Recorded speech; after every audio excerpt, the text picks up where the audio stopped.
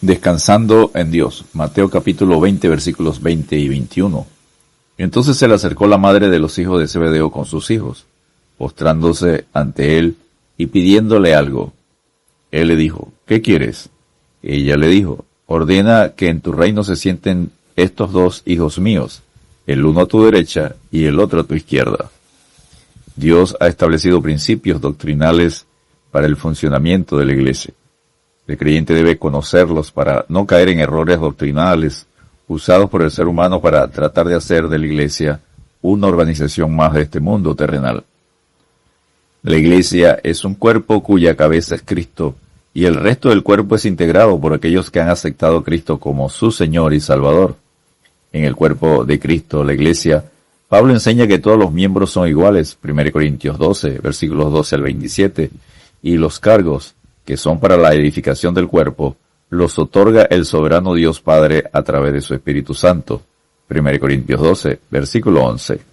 Significa que los dones, ministerios, operaciones no son repartidos, otorgados por tiempo en la iglesia, por herencia, nivel académico, económico o social, sino por la soberanía de Dios.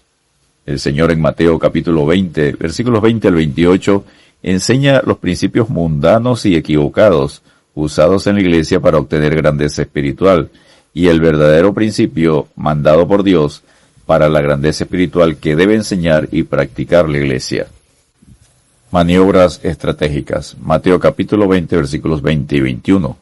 Entonces se le acercó la madre de los hijos de Zebedeo con sus hijos, postrándose ante él y pidiéndole algo. Él le dijo, ¿qué quieres? Ella le dijo, ordena que en tu reino se sienten estos dos hijos míos, el uno a tu derecha y el otro a tu izquierda. Este es el primer principio mundano para obtener grandeza espiritual. La madre de los hijos de Zebedeo, Jacobo y Juan, María Salomé, hermana de María, el instrumento usado por Dios para la encarnación de Jesús, Juan 19:25, por lo cual María Salomé era tía de Jesús y Jacobo y Juan eran primos de Jesús.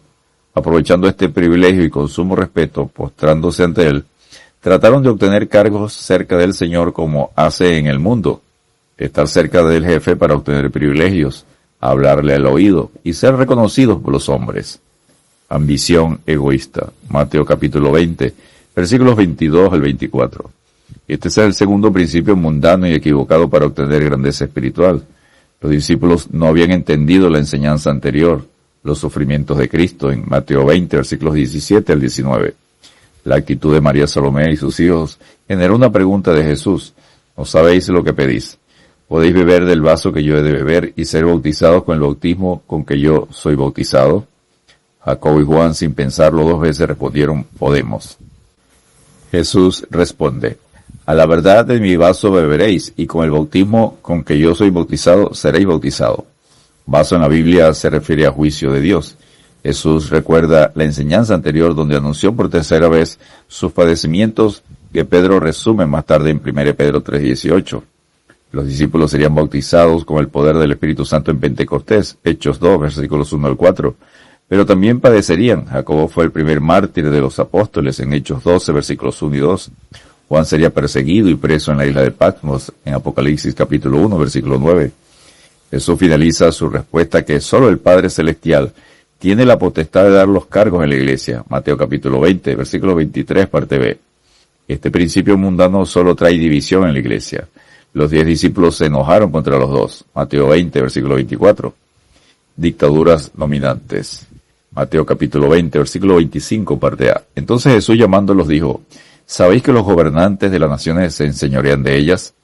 Jesús continúa enseñando el tercer principio mundano y equivocado para obtener la grandeza espiritual, adueñarse de la iglesia. Jesús coloca el ejemplo de gobernantes con el deseo de poder que se adueñan de las personas y de los países. Nadie puede sugerir, corregir y menos oponérseles porque les quitan la vida.